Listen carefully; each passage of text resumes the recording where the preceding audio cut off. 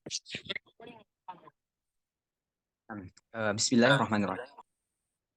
Waalaikum warahmatullahi wabarakatuh. Alhamdulillahi wa kafa wa sallallahu ala nabihil mustafa wa ala alihi wa ashabihi al-wafa. Para atau teman-teman sekalian, mahasiswa dari STIMIK Amika Sopeng dan seluruh peserta yang hadir, semoga kita senantiasa diberikan kelimpahan rahmat berkah dari Allah Subhanahu wa taala terutama di bulan yang mulia ini. Saya doakan semoga kita semua senantiasa sehat walafiat, dimudahkan di setiap urusan-urusan kita, dan dilapangkan rezeki kita serta dipanjangkan umur kita insya Allah. Alhamdulillah kita sudah berada di penghujung ya bulan suci Ramadan. Tentu ada banyak agenda, amalan, ibadah, kegiatan yang telah kita lalui di bulan suci Ramadan. Maka kalau kita sudah menjalannya dengan sebaik-baik, kita mengisi dengan semaksimal mungkin, maka ibaratnya ini adalah tamu yang istimewa. Ya, biasanya kita akan bersedih dengan meninggalkannya. Tetapi di yang sama, kita juga bersambut gembira untuk menyambut Syatu Syawal, ya, Idul Fitr, hari raya. Jadi sebenarnya di antara kita mungkin akan bersedih dengan meninggalkan bulan suci Ramadan, tapi di saat yang sama kita juga bersukacita yang menyambut hari Lebaran. Maka disinilah kita senantiasa harus merenung dengan berbagai amalan yang kita lakukan. Maka kita ingin berdoa di antara amalan itu kemudian diterima Allah Subhanahu wa taala. Para nabi, para rasul, ya bahkan orang-orang soleh ketika mereka setelah beramal, yang mereka khawatirkan setelah itu adalah apakah amalannya diterima. Nabi Ibrahim alaihissalam dan Ismail setelah membangun proyek ya bangunan pembangunan Ka'bah, mereka Nabi Ibrahim secara khusus berdoa, Rabbana taqabbal minna. Wahai Rabb, terimalah ya dari segala bentuk peribadatan kami. Jadi kita kalau setelah beramal, maka kita yang selalu berdoa bagaimana kemudian amal kita diterima di sisi Allah Subhanahu wa taala. Sebab bagaimanapun banyak amal, tapi ternyata tidak ada yang diterima, maka bisa saja kita kemudian sia-sia, tidak ada yang kita dapat. Maka seharusnya kita kemudian berdoa bagaimana amalan-amalan yang kita lakukan ini terima di sisi Allah Subhanahu wa taala. Nah, begitu pula ya alhamdulillah kita sudah menjalani setiap sore menjelang buka untuk kajian dan ini adalah sesuatu yang sangat luar biasa. Ya, ini kita apresiasi bahwa di saat orang-orang kemudian uh, banyak mengisi hari-hari menunggu berbuka dengan hal-hal yang mungkin kurang bermanfaat, tetapi kita diisi dengan menuntut ilmu. Dan juga di sini bahwa bukan apa namanya, bukan yang kemudian di awal yang bersama dengan kita, tapi kesetiaan itu diuji yang bisa konsisten hingga selesai ya, sehingga selesai kajian ini. Nah, saya lihat alhamdulillah beberapa di antara kita ini ada yang konsisten. Semoga bisa istiqomah dan kajian ini saya harapkan bukan hanya di bulan suci Ramadan, tapi bagaimana kita melanjutkan ya bahwa amalan itu bukan hanya kita giat beramal di bulan suci Ramadan, bukan hanya rajin sholat di bulan suci Ramadan, berpuasa bukan hanya di bulan Ramadan. Di luar bulan masih ada puasa Senin Kamis, ada puasa Daud, ada puasa Ayyamul Bait. Ya, sholat juga kita masih bisa sholat malam di luar bulan suci Ramadan, terutama sholat 5 waktu bagi laki-laki yang harus konsisten di masjid. Bersedekah juga tidak mesti bulan Ramadan. Di bulan Ramadan pun kita ingin menunjukkan ya bukti bahwa kita mendapatkan gelar takwa yaitu konsistensi kita beramal setelah bulan suci Ramadan. Termasuk kajian ini. Ya, kita belajar mengaji ya bukan hanya membahas sirah nabawiyah di bulan suci Ramadan, tapi bagaimana kita melanjutkan di bulan Ramadan. Nah, saya mempersiapkan menawarkan kepada kita masih banyak tema. Entah kita ingin membahas tentang Al-Quran, ya dari sisi peradaban, apa isi Al-Quran, kemudian dari sisi roh nabawiyah misalnya kita ingin melanjutkan. Nah, dua hal ini kalau kita sudah bisa mempelajari setahap dan ini merupakan fondasi awal kita memahami Islam, maka ini efeknya saya yakin sangat dahsyat, ya luar biasa kalau kita bisa memahami Al-Quran dan Sunnah Rasulullah Shallallahu Alaihi Wasallam. Nah, alhamdulillah sepanjang apa namanya pembahasan kita sudah membahas bagaimana terutama ibadah, amalan bulan suci Ramadan, kemudian persoalan integritas. Kemudian kita juga sudah membahas dari berangkaian dari kejadian sirah ini adalah masa muda Rasulullah SAW, dimulai dari 0 sampai 4 tahun, ya, di mana ini adalah pendidikan alam, adab, dan juga bahasa. Kemudian di usia 4 sampai 6 tahun ini adalah masa-masa Rasulullah SAW tinggal bersama ibundanya dan mendapatkan perhatian dan kasih sayang yang sangat penuh. Kemudian di usia 6 sampai 8 tahun Rasulullah SAW tinggal bersama dengan kakeknya. Dan ini ada pelajaran penting yang kita sebutkan tentang mentorship kepemimpinan. Rasulullah SAW belajar langsung kepemimpinan dari seorang yang memang berpengalaman dalam memimpin masyarakat, yaitu kakeknya sendiri. Ini pelajarannya bahwa kalau kita ingin menjadi pemimpin, mulailah dari saat ini kita terjun, ya kita magang, ya melihat langsung bagaimana para pemimpin kita memimpin. Kemudian di usia 8 sampai 12 tahun, ini usia-usia SD. Rasulullah SAW kemudian ya kita sudah menyebutkan Rasulullah menggembala kambing. Dan ini kita sudah sebutkan pelajaran tentang manajemen, ya tentang bagaimana pemimpin itu harus menguasai terutama dalam hal manajemen. Bagaimana memimpin ya hewan ternak, ya kambing yang kemudian tidak berakal. Kalau orang bisa memimpin, maka lebih mudah lagi memimpin manusia yang berakal, yang punya banyak alasan dan pendapat. Kemudian di usia 12 tahun, Rasulullah SAW pernah ikut dengan pamannya menjadi asisten bisnis. Ya, sampai kemudian melakukan perjalanan bisnis ke Syam. Ya, meskipun waktu itu beliau akhirnya kemudian kembali karena ditakutkan ya dan ditakutkan dari orang Yahudi. Ya, kalau dia mengatakan bahwa ini adalah nabi terakhir, maka tapi pelajaran yang bisa kita ambil sini bahwa sejak muda Rasulullah SAW sudah melakukan perjalanan ke luar negeri. Maka kita semua, teman-teman sekalian, kalau ada waktu, ada kesempatan, ada dana, ya kita agendakan untuk pergi keliling. Ya, mulailah kalau misalnya kita belum bisa ke luar negeri, ya mulai aja dulu di Sulawesi. Pulau Sulawesi ini, kalau bisa kita datangi semuanya.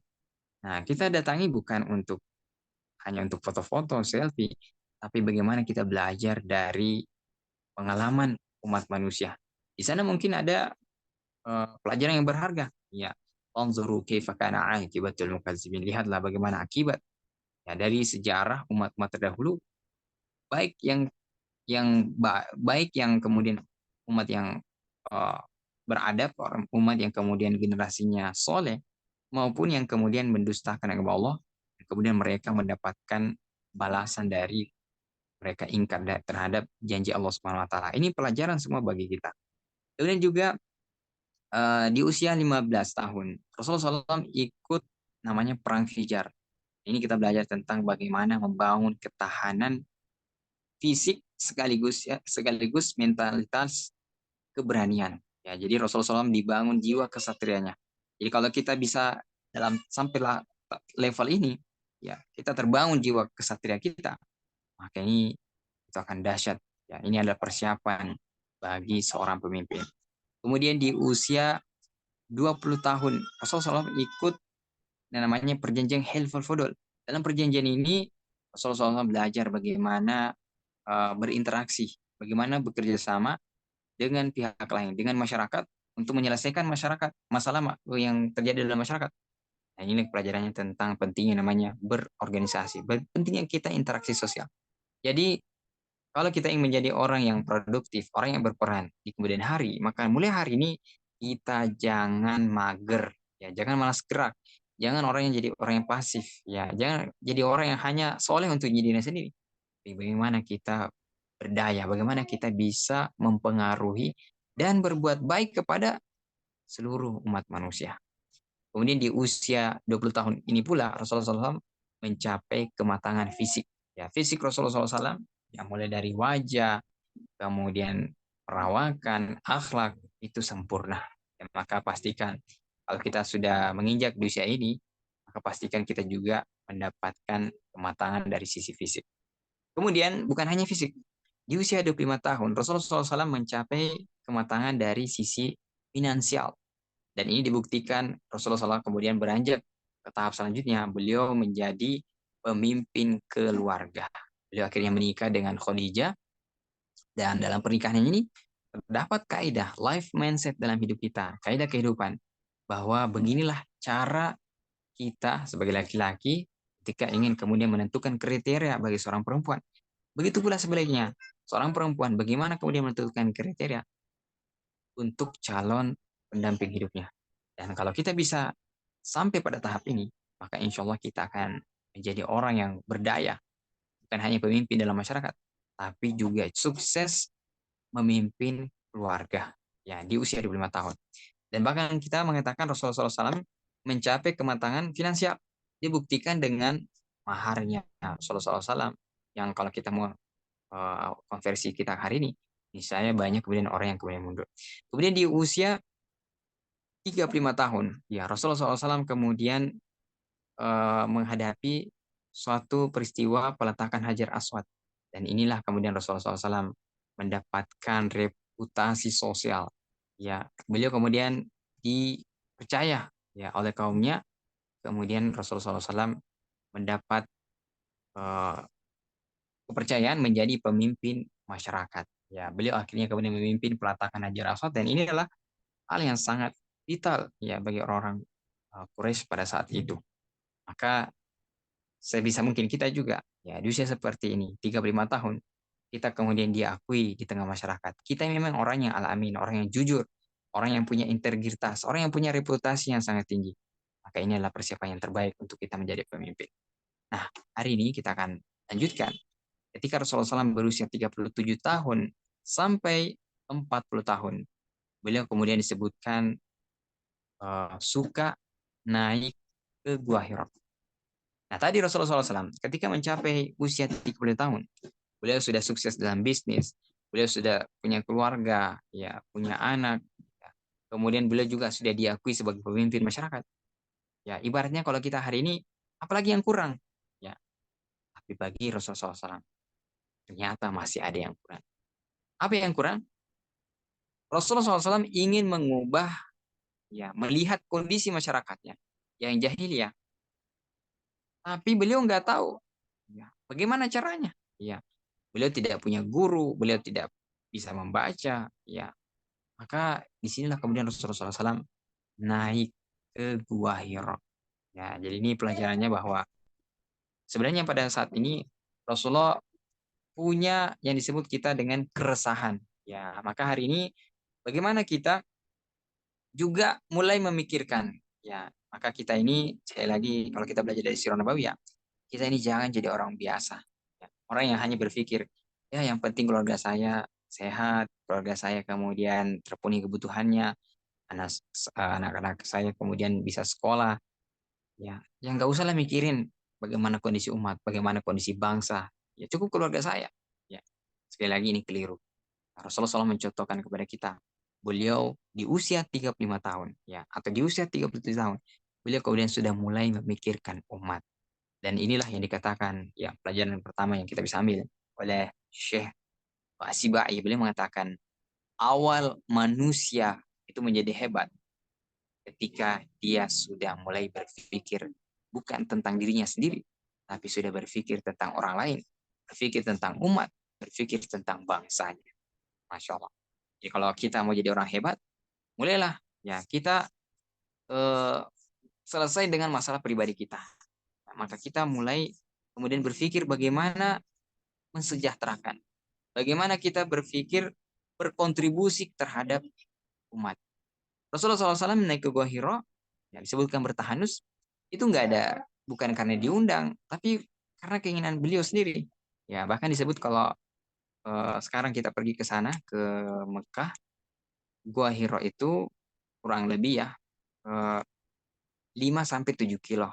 Ya, perjalanan dari kota Mekah naik ke atas gua. Dan gua itu tepat ya apa namanya? eh, pintunya ya itu menghadap ke kota Mekah. Maka disitulah kemudian Rasulullah SAW berpikir, merenung, ini umat saya, ya, ini masyarakat saya, di jahiliyah. Saya ingin mengubah, tapi tidak tahu caranya. Maka beliau kemudian berkontemplasi, merenung, gimana caranya? Ya, sampai akhirnya di tahun ya ke-40 usia Rasulullah SAW, itulah kemudian datang malaikat Jibril. Ya, malaikat Jibril turun menyampaikan wahyu. Nah, tapi di sini kita ingin mengatakan bahwa tadi, kalau kita ingin menjadi orang yang hebat, maka bagaimana kita ini bukan hanya berpikir tentang diri sendiri. Makanya kita lihat misalnya masalah rezeki ya. Ada satu penggambaran yang pernah saya dengarkan dari guru saya. Dia bilang begini, kalau kita misalnya datang ya, berdoa kepada Allah, kemudian kita berdoa, misalnya kita ingin diberikan rezeki untuk memenuhi kebutuhan pribadi kita, maka boleh jadi Allah memberikan kita rezeki satu, dua, atau bahkan lima. Tapi kalau kita berdoa, ya kemudian kita minta rezeki, dan niatnya kita ingin juga memberikan kepada keluarga kita. Misalnya kita sebagai kepala rumah tangga, kita ingin menafkahi keluarga kita, maka boleh jadi Allah menambah sampai 10. Kenapa? Karena kita juga memikirkan orang lain. Ya. Tapi ketika kita pergi lagi berdoa, dan kita bukan hanya berpikir tentang keluarga, misalnya kita punya usaha, kita ingin menggaji karyawan kita, ya, kita ingin juga menanggung beban hidup orang lain, maka boleh jadi Allah memberikan kepada kita rezeki sampai 100. Tetapi kalau kita berdoa lagi, kita bukan hanya berpikir tentang karyawan kita, keluarga kita, tapi kita berpikir ingin membantu sekolah, anak yatim, panti asuhan, ya dan seterusnya. Maka boleh jadi Allah memberikan kita rezeki sampai 1000, sampai 1000. Tapi kalau kita berdoa lagi, dan kita berdoa, semoga dengan kalau kita dapat limpahan rezeki, kita juga ingin membiayai umat, ya kita ingin membiayai bukan lagi sekolah, ya kita ingin membuat misalnya pesantren penghafal Quran, kita ingin membiayai apa namanya kebutuhan sehari-hari orang-orang yang kurang mampu, ya bahkan tetangga-tetangga kita, maka bisa jadi Allah memberikan kita rezeki sampai 10.000. Masya Allah, ini ilmu yang saya dapatkan dari guru saya tentang ini mungkin permisalan yang sangat sederhana tentang kalau kita berpikir hanya diri kita sendiri, ya ini masih masalah rezeki ya. Boleh jadi Allah hanya memberikan kita satu rezeki, itu banyak 5.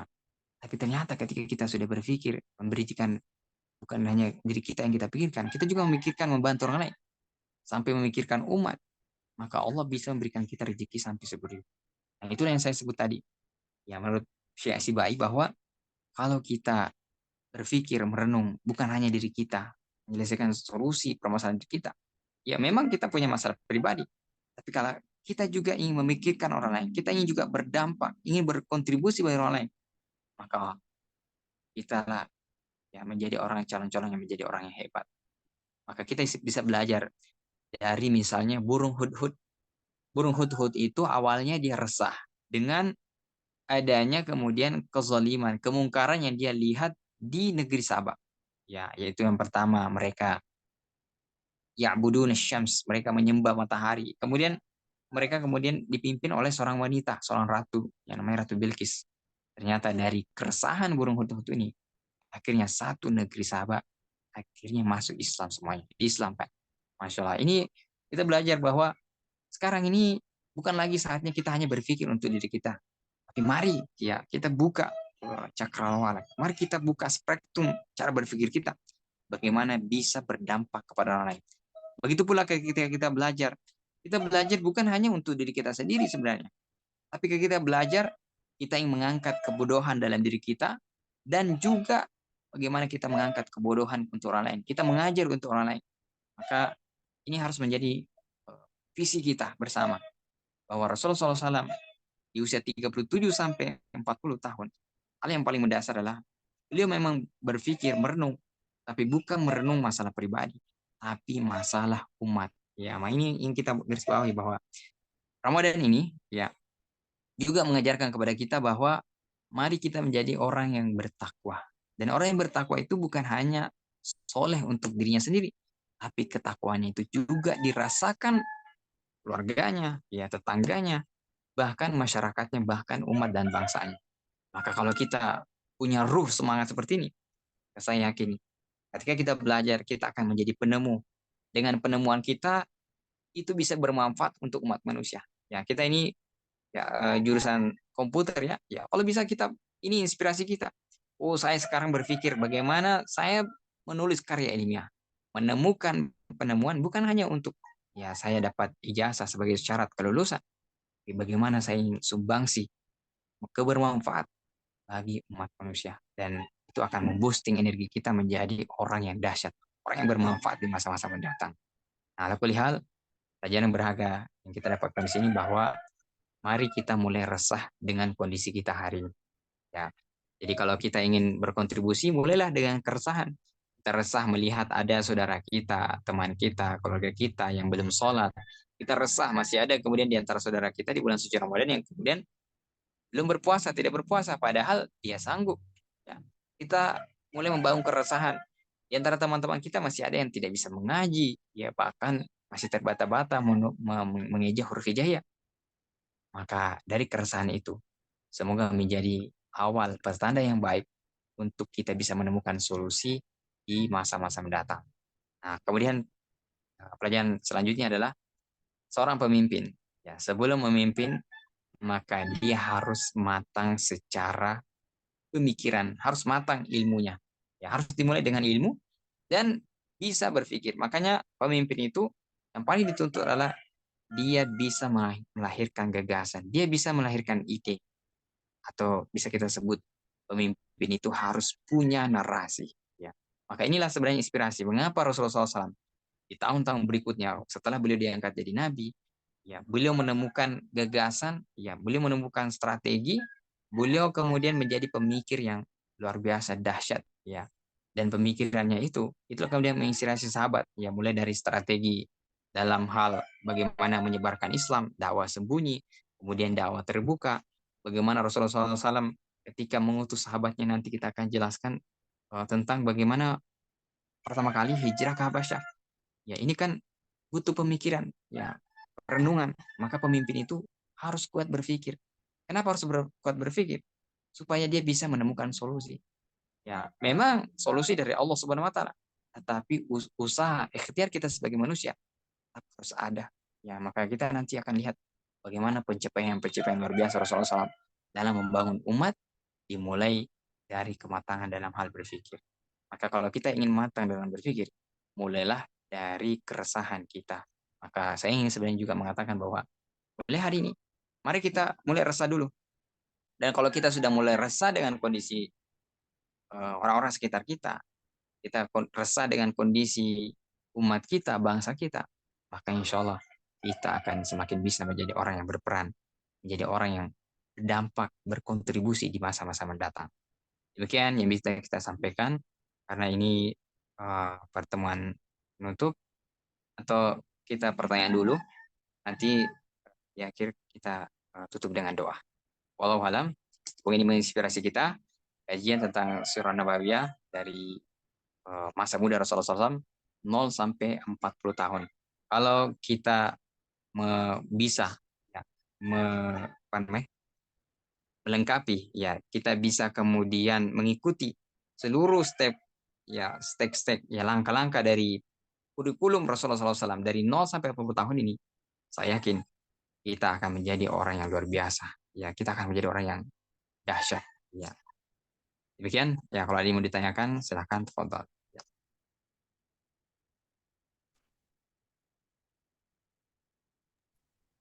Jadi bagi yang ingin bertanya, kami persilahkan.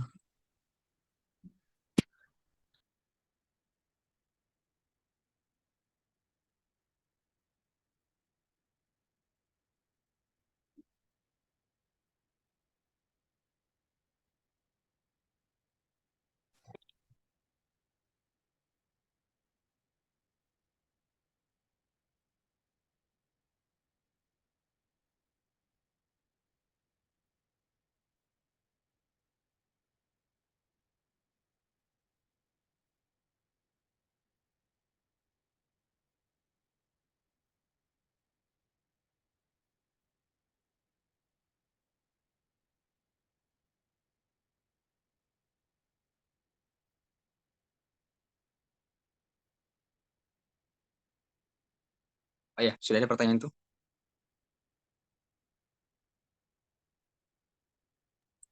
Ya, jadi adapun pertanyaannya yaitu terkait waktu pelaksanaan sholat Aid, menyikapi perbedaan yang terjadi, yang mana sebaiknya diikuti. Mohon penjelasannya, Ustaz. Baik, tentang kalau kita membaca sejarah, ini sebenarnya sudah terjadi 13 abad yang lalu. Ya, ini bukan hal yang baru, tapi kemudian kita membaca sejarah, memang kemungkinan untuk perbedaan pendapat dalam masalah penentuan Idul Fitri ini sangat mungkin terjadi. Ya, artinya apa? Ini adalah perbedaan yang ibaratnya kita bisa ya, jadi memang sudah ada sejak zaman dahulu. Maka bagaimana kita menyikapinya, atau lebih tepatnya yang mana harus kita ikuti? Ya, maka saya mengatakan jika kita mengikuti sesuatu apapun dalam agama kita, maka selalu landasannya karena ilmu. Ya, bukan karena kita kepolosan, bukan karena ikut-ikutan semata, atau bukan karena melihat kebanyakan orang. Ya, sekali lagi kita harus ikuti dengan ilmu. Nah, bagaimana kalau hari ini? Maka sesuai dengan ilmu yang kita pahami. Ya, kalau yang kita pahami ternyata Idul Fitri itu misalnya di besok ya, maka silahkan. Ya. Dan kalau kita juga mengikuti setelah kita belajar yang kita memahami ternyata yang paling apa namanya yang tepat menurut kita adalah di hari Sabtu, maka silahkan juga. Jadi intinya di sini bukan hal yang mesti perlu kita besar-besarkan. Ya, jadi istilahnya ini sebuah keniscayaan. Ya, pasti ada. Ya, karena sejarah mencatat ini sudah terjadi sejak 13 abad yang lalu.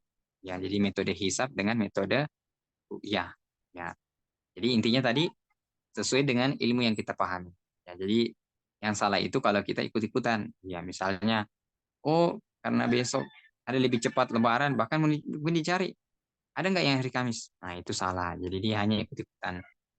Ya. Kemudian yang selanjutnya, kalau kita memahami bahwa besok ya Lebaran hari Jumat, maka ya tentu tidak bisa lagi berpuasa. Ya, kan ada juga mengatakan yang mau Lebaran hari Sabtu, dia mengatakan tidak boleh kita puasa hari Jumat karena ada Lebaran. Nah, ini sesuai dengan pendapatnya. Kalau kita ingin Lebaran hari Sabtu, maka tetap puasa hari Jumat. Jadi jangan sampai kita ambil pertengahan. Oh saya Lebarannya hari Sabtu, tapi hari Jumat saya nggak puasa. Nah itu juga keliru. Intinya tadi selalu kita mengikuti dengan ilmu. Yang kedua adalah yang ingin juga saya sampaikan. Saya lupa ya, nanti saya coba kirimkan. Ada seorang ulama yang kemudian punya pendapat, tapi kemudian dia berselisih dengan pemerintahan atau khalifah pada saat itu. Nah, sama kayak kita sekarang. Nah, ternyata singkatnya ulama ini itu dia pendapatnya misalnya tidak sama dengan pemerintah. Tetapi ternyata kenyataannya dia ketika pemerintah sholat Id sama pemerintah, meskipun dia ada pendapatnya, ya setelah itu kemudian murid-murid bertanya, kenapa Anda mengikuti pemerintah? Padahal pendapat Anda kan harusnya lebarannya besok.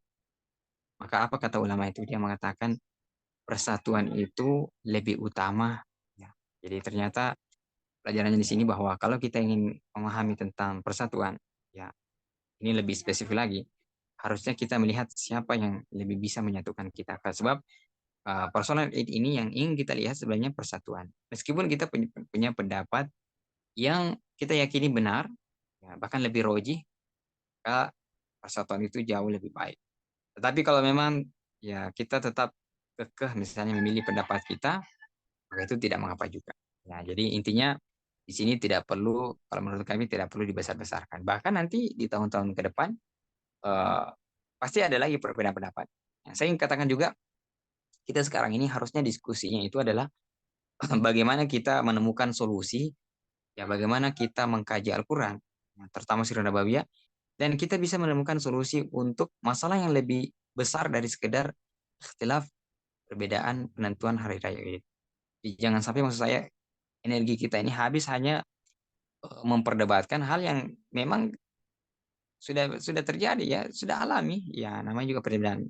Tidak ada juga mengatakan ini yang benar, ini yang salah. Tidak ada karena memang namanya pendapat. Ya, ini masalah pendapat yang memang ada dalilnya masing-masing. Ya, jadi meskipun kita berdebat, ya sampai habis tenaga kita, ya memang seperti itu harus terjadi. Jadi daripada kita kemudian habis energi hanya tadi, apalagi sekarang ya trending topik di media sosial, saya kira ini uh, tidak terlalu bermanfaat bagi kita orang beriman. Intinya apa yang kita yakini, ya apa yang kita pahami ikuti, ya. Dan kita tidak perlu menyalahkan orang lain, tidak perlu juga memaksa orang lain pendapat kita. Kalau pendapat kita yang benar, ya semua kita berdoa kepada Allah Subhanahu Wa Taala.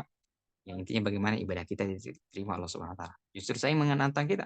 Yang harus kita pikirkan sekarang inilah bagaimana menyatukan umat, ya, bagaimana menyatukan umat Islam ya, supaya kita kemudian bisa bersatu. Ya kita punya punya visi pertama dalam hal peradaban Islam. Wallahu a'lam. Nah, mungkin kita tutup dengan